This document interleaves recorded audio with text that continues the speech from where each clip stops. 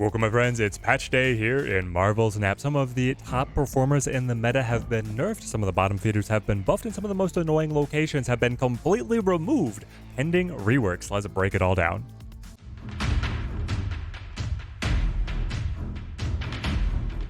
First up, let's talk about the nerfs, and we have to think back to before High Evolutionary washed over the meta, taking up 80% of the meta share right now. Black Bolt and Stature both losing 1 point off the top. This 2-card combo, which is viable here in Snap with how small the deck size is, you don't need other pieces synergizing with it. You can just run this pair as a powerful point-generating combo, and it was doing incredibly well. It was getting put into a lot of mid-range lists and other decks that was leading the meta. Let's throw up an example. Here we are, and this list might look a little bit funky because I'm squeezing in Howard the Duck and Iron Lad for some new cards testing the last time that I was in this list, but it is the Hawk, Stature, Miles mid-range shell that was really dominating the meta prior to High Evolutionary. Again, just resetting everything on the ladder right now, and what the developers were seeing was that the package of Black Bolt and Stature had an outsized win rate and a really high cube gain that they wanted to tone back, because not only is it generating a lot of tempo points, but Black Bolt is also knocking a card out of the opponent's hand, and they didn't want that discard effect to become too oppressive. That's one of the reasons they're specifically trying to tone it down here. I think I would have preferred to see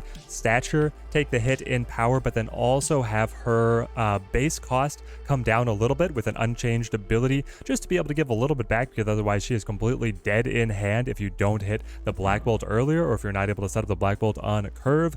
I can understand the change wanting to tone down just how powerful this 2-card combo is. It could be squeezed into a number of different lists. Anything that is not trying to guarantee a 6 cost coming down on the final turn would love to be able to squeeze in that 1 cost Stature, and if you have space on turn 5 to be able to swing in the Black Bolt, knock out something from the opponent's hand, it is really efficient. And so toning it back here, I think that this Stature-esque deck, the core around Zabu, which I was honestly thinking that Zabu was going to get toned down a little bit, losing some on his base power. That hasn't happened yet.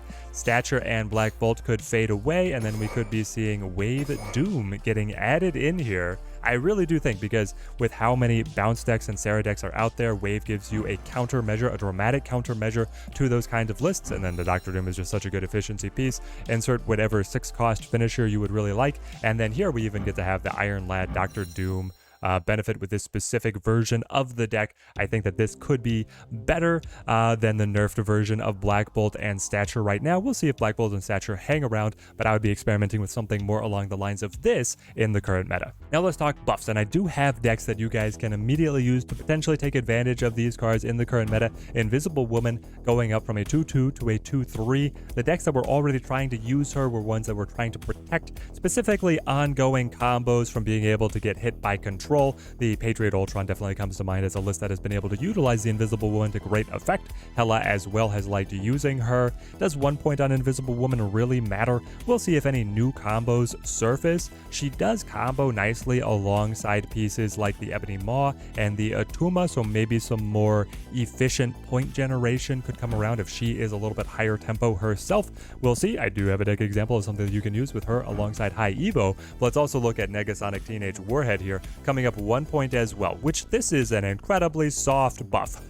Normally Negasonic is gonna blow up, but now she's just a little bit more powerful if she doesn't. It does make her a tiny bit more flexible. It's just been very hard to find a good place to play her.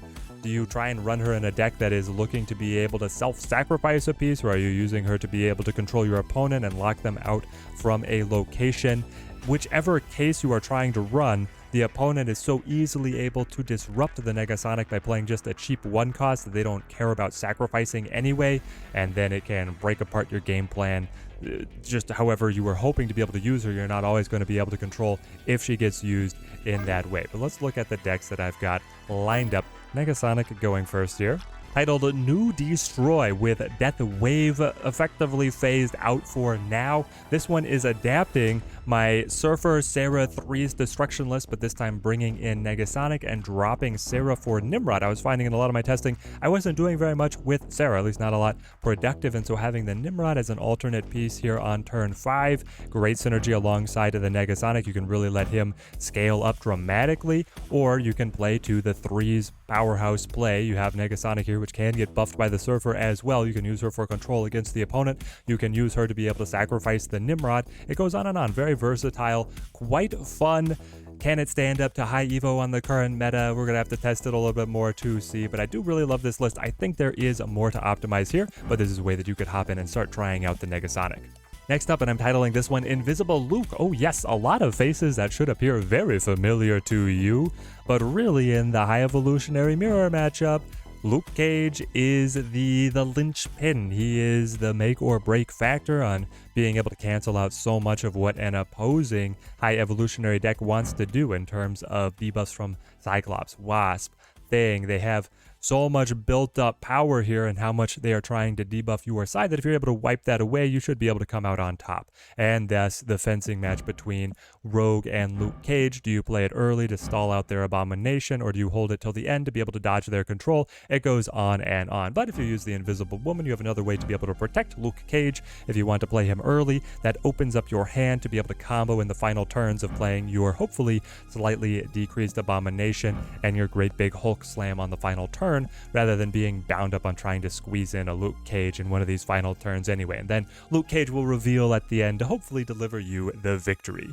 Next up, and I find this incredibly exciting, for the first time, locations are being removed from the game. Plunder Castle, Milano, and Sandbar. The developers feeling like there are too many restrictive locations in the game rotation right now, and they are going to be reworking these and releasing them at a future time. They're not sure what that is going to look like. It is an indefinite schedule, and when they come back, hopefully they come back in a great state. I and a lot of people in my community here were feeling the pinch of so many locations that are just keep preventing you from playing, binding up how their decks want to be able to combo. This getting written back, I really like. So the Plunder Castle is the one where you can only play cards that cost 6 here. Milano, you can only play here on turn 5. And then the Sandbar, you can only play cards with no abilities here. Having these all knocked out, I'm actually pretty happy to see these go. I don't mind having any of these removed. Can't wait to see their future forms. Let me know in the comments, what are thematic location abilities that could go with these locations? The developers are now committing to this cadence of OTA patch releases alongside one major patch every month. So we'll get the middle of the season balance patch, and then we'll have 2 other OTA balance patches. The next patch will be releasing on 6/8. Looking forward to seeing what we get there. Ooh, predictions in the comments as to what might be getting changed then. We shall have to see. I think it's going to take a little bit for the High Evolutionary meta to wash out, and then we can actually see matchups between other decks to get a feel for what is strong in the meta at the moment. We'd love to hear your thoughts and feelings on these changes in the comments below. Till next time, thank you guys for watching. Keep on snapping.